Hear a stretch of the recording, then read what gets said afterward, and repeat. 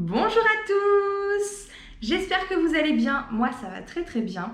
Bienvenue dans cette nouvelle vidéo qui est le bilan numéro 10 de ma perte de poids. Alors pour ceux qui débarquent ici et qui ne me suivent pas encore, je me présente rapidement. Je suis là pour partager mon parcours perte de poids. Donc j'ai commencé le 6 janvier 2020, donc de cette année. Et tous les mois je poste un bilan perte de poids pour faire un petit peu le point et savoir où j'en suis rendue.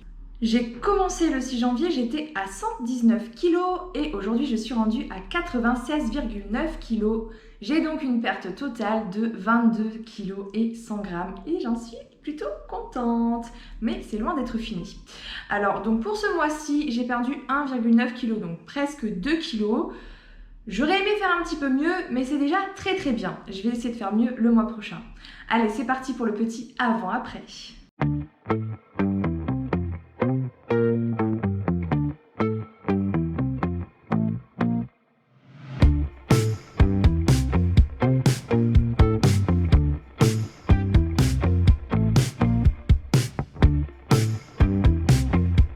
Est-ce qu'il n'y a que les kilos qui comptent?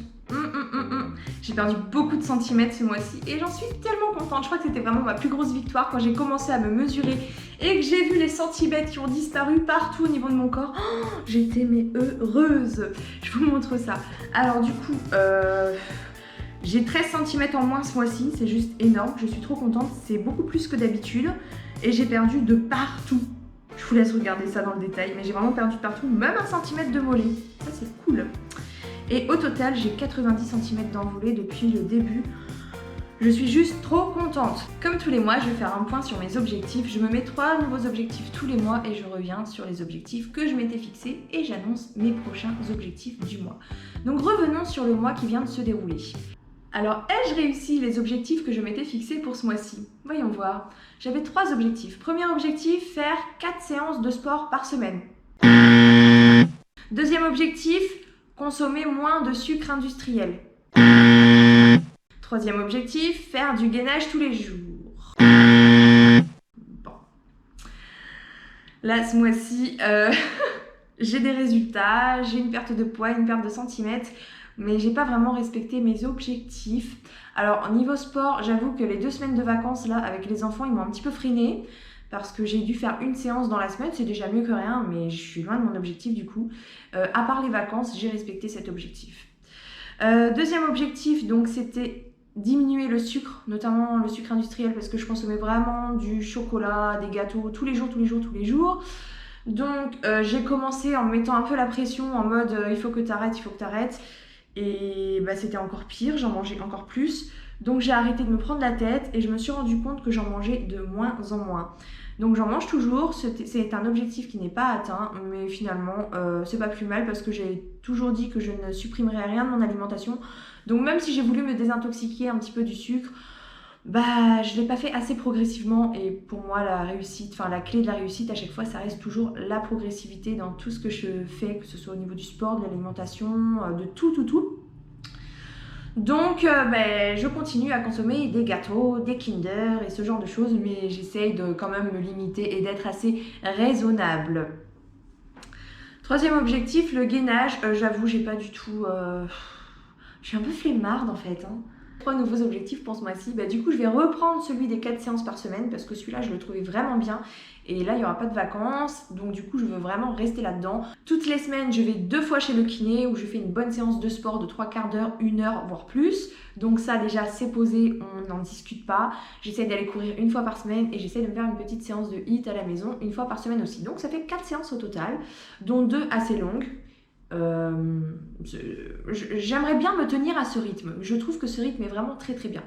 Alors il faut que je vous parle de quelque chose parce qu'il y a un peu de changement dans mes habitudes, notamment au niveau de l'alimentation ces derniers temps, notamment ces 2 dernières semaines. J'ai un petit peu lâché les applications de comptage de calories. Oui, moi j'ai arrêté de compter mes calories. Enfin, c'est un grand mot quand même. En fait, je compte toujours mes calories, mais je n'utilise pas d'application. En fait, avant, j'utilisais l'application LSDP et ensuite, je suis passée sur l'application Yazio qui est quand même plus complète pour m'aider à compter mes calories. Sauf que, à force de compter mes calories tous les jours, du matin au soir, pendant des semaines, des mois et voire même des années, puisque j'avais commencé à compter mes calories avant le 6 janvier, Comment vous dire qu'aujourd'hui, quand je vois une assiette, en plus j'ai l'habitude de cuisiner un peu toujours la même chose, donc des fois c'est un petit peu compliqué, j'avoue, mais la plupart du temps, je vois mon assiette, je sais à peu près combien de calories j'ai dans mon assiette.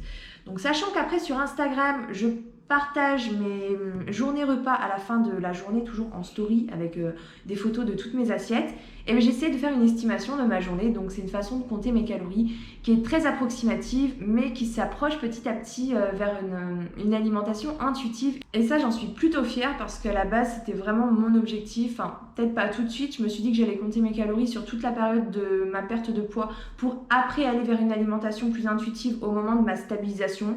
Et puis finalement, ça commence à se faire un petit peu avant, donc je trouve que c'est pas plus mal. Voilà, je mange pas plus pour autant ou pas moins pour autant. Je me suis rendu compte quand même parce que je propose souvent des petits sondages, vous savez, en story sur Instagram pour demander aux autres ce qu'ils en pensent. Et j'ai quand même l'impression que de manière générale, il y a une surestimation. Mais je préfère quand même largement ce système parce que du coup, je mange à ma faim sans trop me prendre la tête et je ne suis pas en train de sur mon téléphone à rentrer tous les aliments avec le nombre de calories pour faire un total et puis voir si je suis dans la fourchette que je me suis fixée. Enfin bref, j'avoue que c'était quand même un petit peu prise de tête.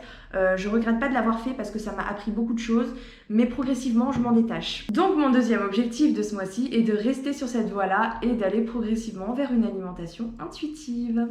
Troisième objectif, je vais utiliser une application qui s'appelle Yuka.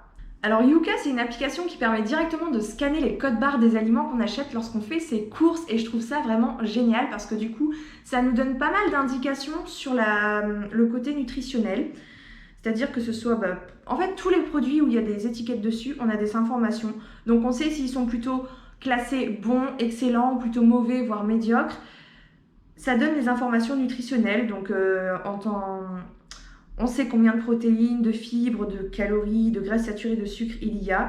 Et on a aussi des détails sur les défauts, donc additifs, sel, etc.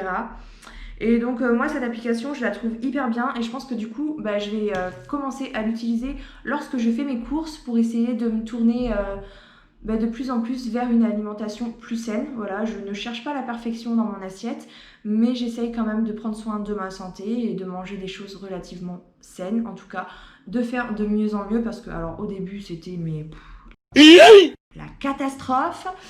Donc maintenant j'essaye vraiment d'équilibrer petit à petit mon alimentation et cette application va m'aider lorsque je vais faire mes courses. Donc c'est mon troisième objectif du mois. Voilà, j'ai fait le tour de mes 3 nouveaux objectifs. Ce bilan est terminé. J'espère que cette vidéo vous aura plu. N'hésitez pas à liker si ça vous a plu, à commenter si vous avez des questions ou des choses à me dire. Je n'en suis encore qu'à la moitié de mon parcours. N'hésitez pas à vous abonner à ma chaîne YouTube ainsi qu'à ma page Instagram pour pouvoir m'encourager et suivre mon évolution. À très vite!